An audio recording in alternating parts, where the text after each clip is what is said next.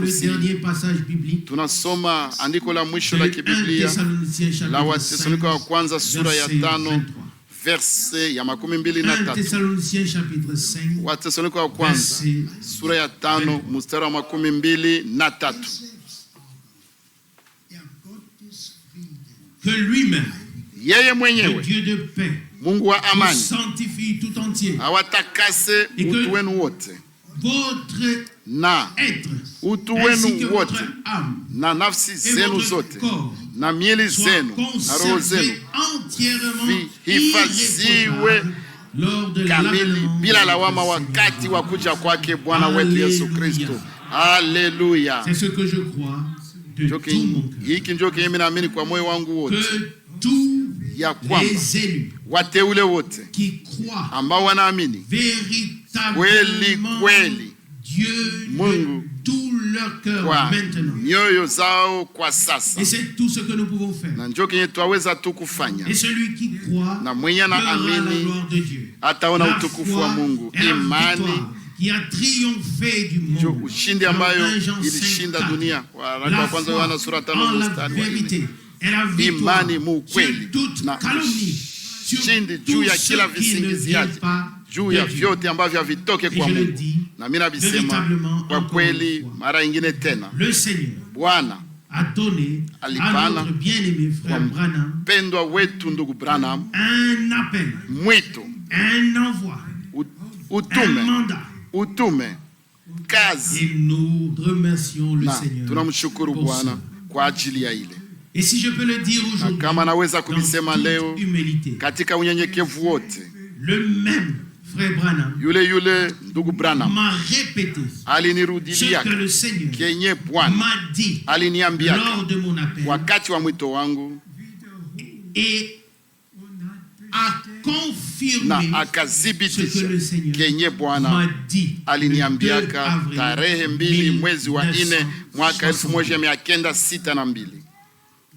Frères et sœurs, ndugu na dada, je peux aussi le dire en vertu kwa de l'appel kusimamia kumwito na utume wa kiungu, j'ai le devoir na et la suprême responsabilité nina wajibu kubwa na mapashwa kubwa mbele ya Mungu aliye hai ya kutangaza neno katika ukweli wote, et pour que tous les frères qui servent wa ndugu wote ambao ni watumishi wajue sawa jinsi, na wajue pia ya kwamba Paulo hakukuwaka yeye mwenyewe ambaye aliwahi kuhubiri kwa wakati wake.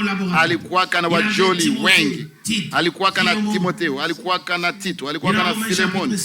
Na ndani wa Roma sura 16 idadi kubwa ya wajoli wake wanatajwa majina zao, na pia ndani ya maandiko mengine. Lakini hakuna hata mmoja wao ya wale wajoli wake ambaye alikuwaka na ile mwito, ile mazoezi ya kimbinguni. Hakuna hata mmoja kati yao ambaye alionaka nuru ya kimbinguni au isiyo ya kawaida.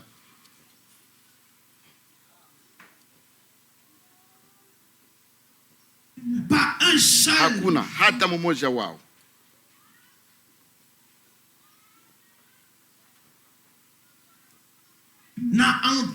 ambaye aliwahi kusikia sauti ya kusikiwa kwa masikio ya Bwana, lakini walikuwaka na mwito kwa kutangaza neno kama Paulo.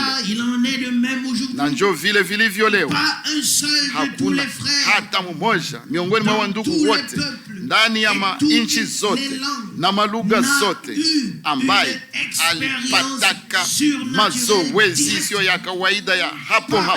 Hakuna hata mmoja ambaye aliwahi kusema mpaka leo, fasi fulani Bwana alinizungumzia na akaniambia hiki wala kile.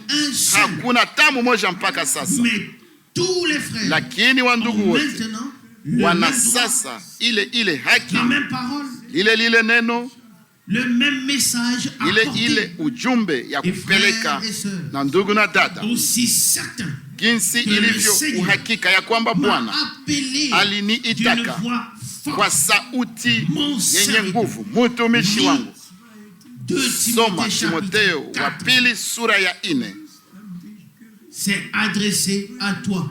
Inakuambiwa wewe ndugu na dada. Hamwezi fikiria kenye kinamaanisha. Pale ndani ya Timotheo wa pili sura ya 4 kunaandikwa verse ya kwanza, na kuapiza mbele ya uso wa Mungu na mbele ya Kristo Yesu ambaye atawahukumu ulimwengu, hubiri neno wakati wowote, inayofaa na isiyofaa, kwa sababu wengi watajionesha na watafundisha mafundisho ya kigeni. Ajiliwa moja kwa moja na Mungu kwa kuhubiri tu neno. Vivyo hivyo ndugu Branham aliandaliwa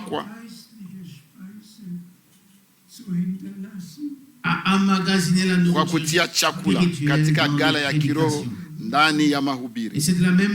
Ndio vile vile Bwana aliniambiaka, mtumishi wangu, nimekuweka kulingana na Mathayo 24 mstari wa 45 mpaka 47 kwa kugabula chakula ya kiroho kwa wakati inayofaa. Hakuna hata ndugu moja kudunia ambaye aweza kusema hivi, lakini kwa ndugu wote waweza kabula lile chakula, kwa sababu nilipokea kwa Bwana kupitia ndugu Branham. Sawa jinsi hapo zamani watu wa Mungu walipokea kupitia huduma ya ndugu Paulo, kenye walikuwa wakienda kuhubiri na kutangaza. Vivyo hivyo mwakati wetu tulipokea kwa njia ya ndugu Branham, kenye tunapashwa kutangaza, na utume wangu ni ya kutangaza kwa wandugu wote mudunia yote mzima yenye Bwana alitupatia. Basi Mungu abariki wandugu wote ambao ni watumishi muma lugha zote, muma nchi zote. Amen. Na ipendeze Bwana kutenda kwa nguvu kwa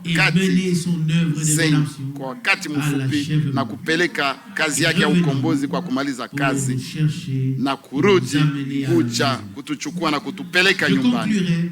Nitamaliza pamoja na maneno ambazo nilitamkaka wakati nilianzaka kutimiza utume wangu mwaka 1966. Mupendwa Bwana,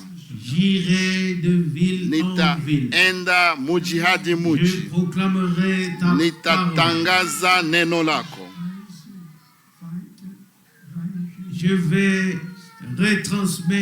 Nitatangaza na kugabula chakula.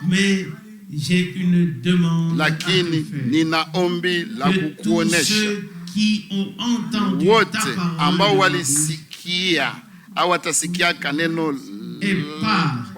neno lako kupitia kinywa changu, wawe wa sehemu ya kunyakuliwa na wawe tayari wakati wa kurudi kwako.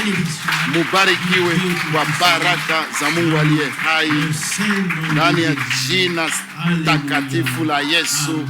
Haleluya, haleluya. Amen, amen, amen.